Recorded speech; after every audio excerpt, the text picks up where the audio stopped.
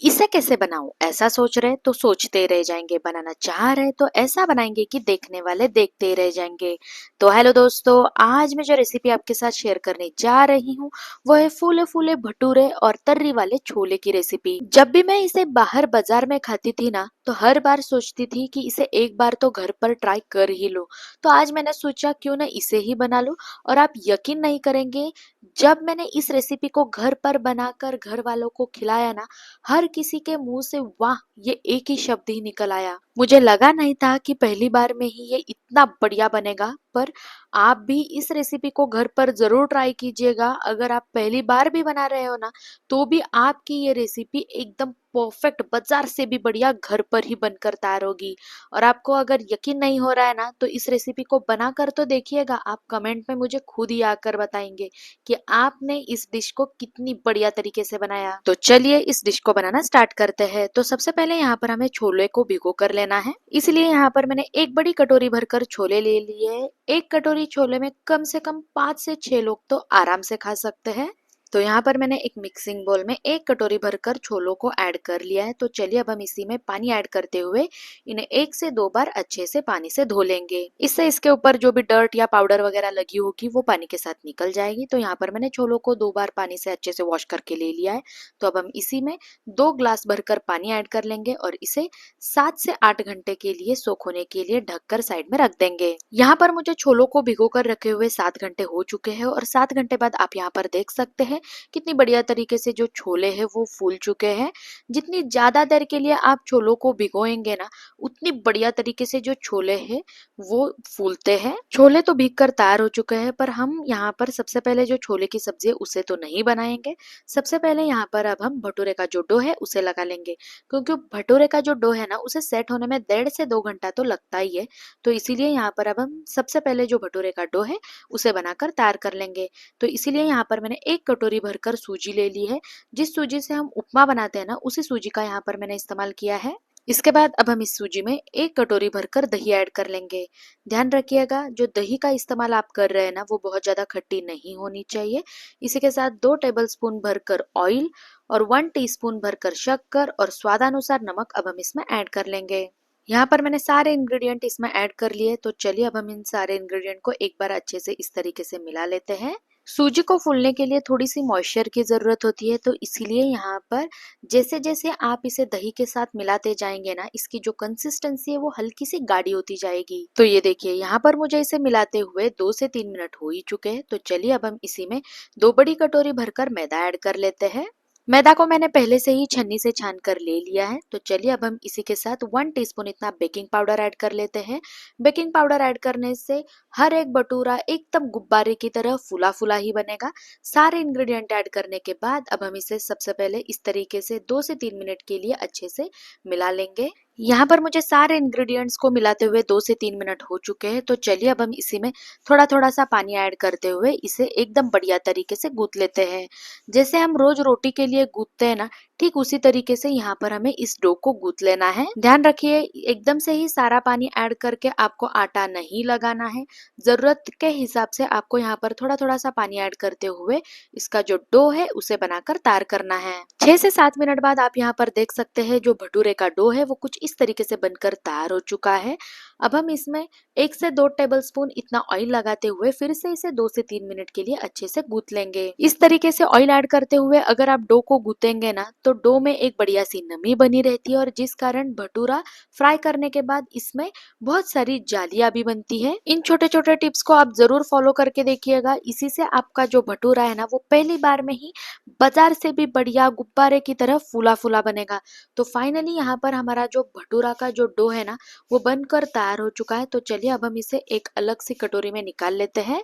Dough बनाने के बाद फिर से यहाँ पर अब हम इसके ऊपर थोड़ा सा ऑयल लगा लेंगे और इसे ढक कर 1.5 से 2 घंटे के लिए इसे सेट होने के लिए साइड में रख देंगे।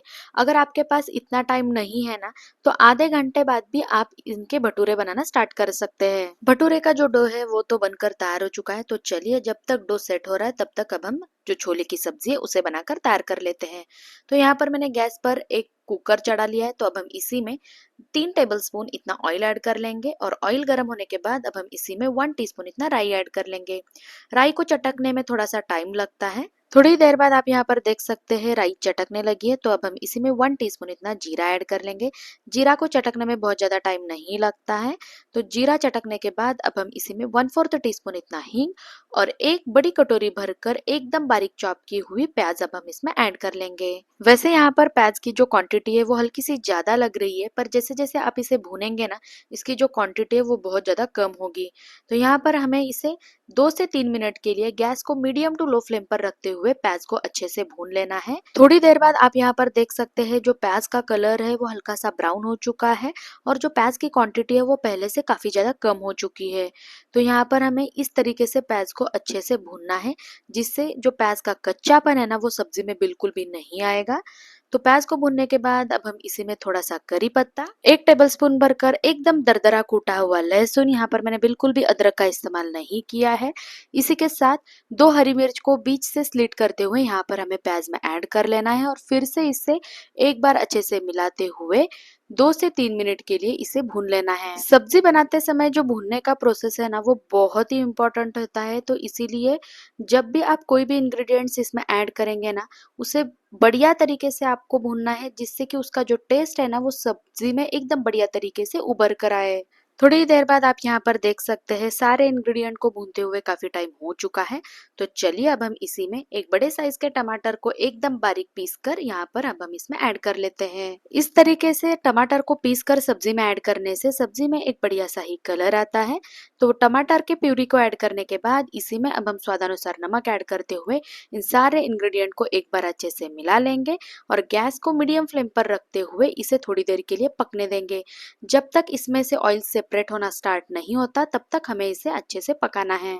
थोड़ी देर बाद आप यहाँ पर देख सकते हैं जो टमाटर और प्याज है वो एकदम बढ़िया तरीके से भून चुके हैं और जैसे कि मैंने कहा था कि इसमें से ऑयल सेपरेट होना चाहिए, तो आप यहाँ पर देख सकते हैं एकदम बढ़िया तरीके से ऑयल सेपरेट हो रहा है। तो चलिए अब हम इसे एक बार अच्छे से मिलाते हैं और इसमें एक एक करके सारे मसाले ऐड कर लेते हैं। मसालों में सबसे पहले 1 टीस्पून इतना धनिया पाउडर, हाफ टीस्पून इतनी हल्दी, 2 टीस्पून रेड चिली पाउडर, तीखापन आप आपके हिसाब से कम ज्यादा कर सकते हैं। इसी के साथ सब्जी में एक बढ़िया सा कलर लाने के लिए यहाँ पर मैंने 1 टीस्पून इतना कश्मीरी रेड चिली पाउडर का इस्तेमाल किया है। इसके बाद अब हम इसमें एक ऐसा मसाला ऐड करेंगे जिससे जो सब्जी का टेस्ट है ना वो दुगुना बढ़ ही जाएगा। तो यहाँ पर मैंने 2 टीस्पून इतना छोले मसाला ऐड कर लिया है। बस एक बात का ध्यान रखना है, आप मसाला कौन से भी ब्रांड का इस्तेमाल कीजिएगा, जिस मसाले में अनारदाना होना उसी मसाले को यहाँ पर आपको इस्तेमाल करना है।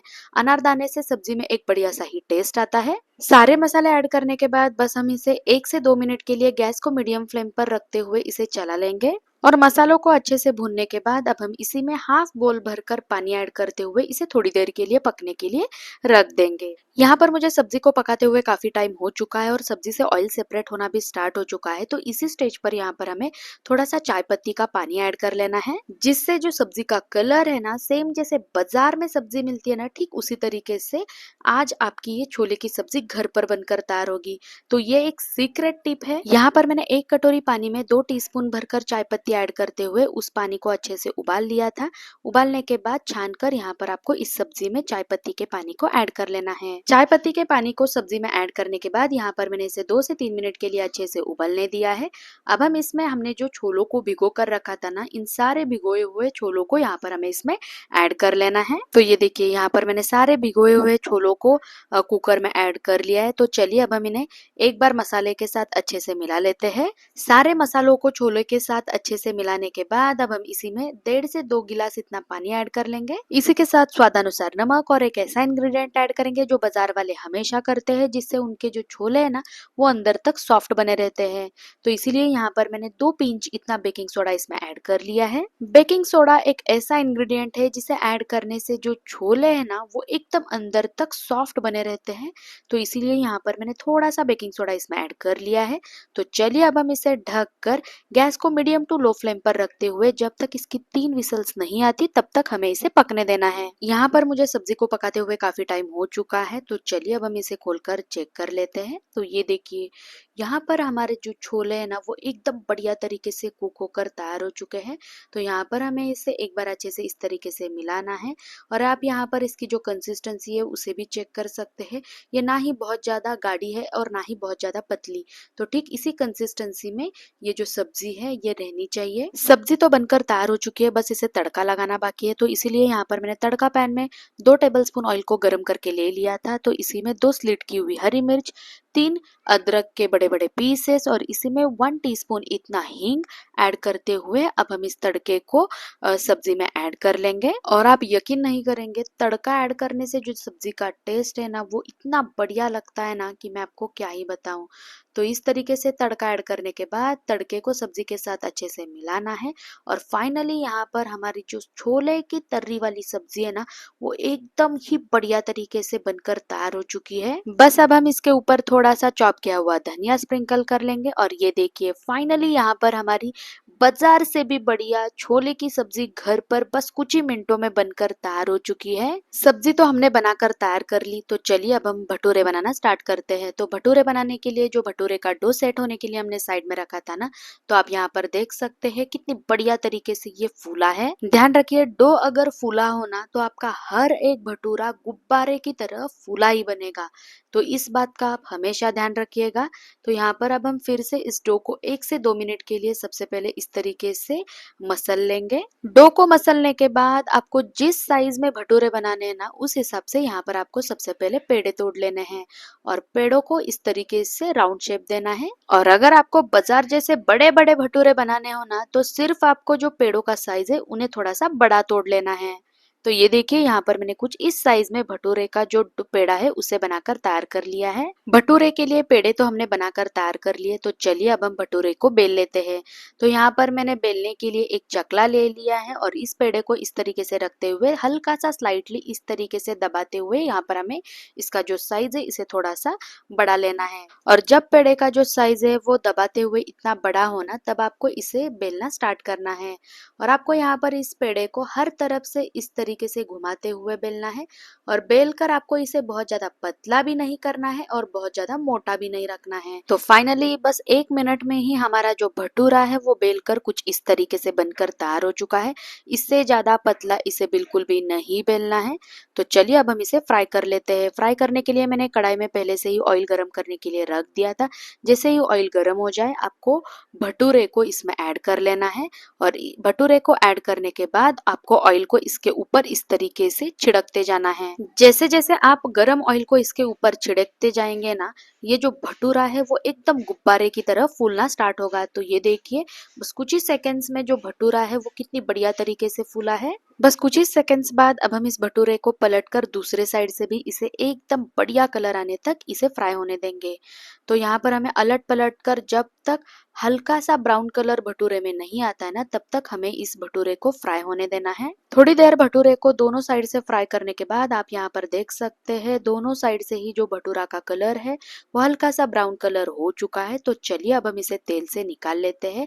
इससे ज्यादा आपको इसे बिल्कुल भी फ्राई नहीं करना है। तो फाइनली यहाँ पर बाजार से भी बढ़िया एकदम फूले फूले भटूरे के साथ छोले की सब्जी खाने के लिए रेडी हो चुकी है। और आप यकीन नहीं करेंगे, अगर आप सारे टिप्स को फॉलो करके इस रेसिपी को बनाएंगे ना तो आपकी ये जो छोले भटूरे की रेसिपी है ना वो पहली बार में ही बाजार से भी बढ़िया घर पर ही बनकर तैयार होगी और इतनी लाजवाब बनेगी कि आज के बाद आपको बाजार या रेस्टोरेंट में इसे खाने की बिल्कुल भी जरूरत नहीं पड़ेगी। घर पर ही इतनी टेस्टी लाजवाब बनकर तैयार होगी। और अगर आपको ये मेरी रेसिपी अच्छी लगे तो लाइक शेयर सब्सक्राइब जरूर कीजिएगा। बाय।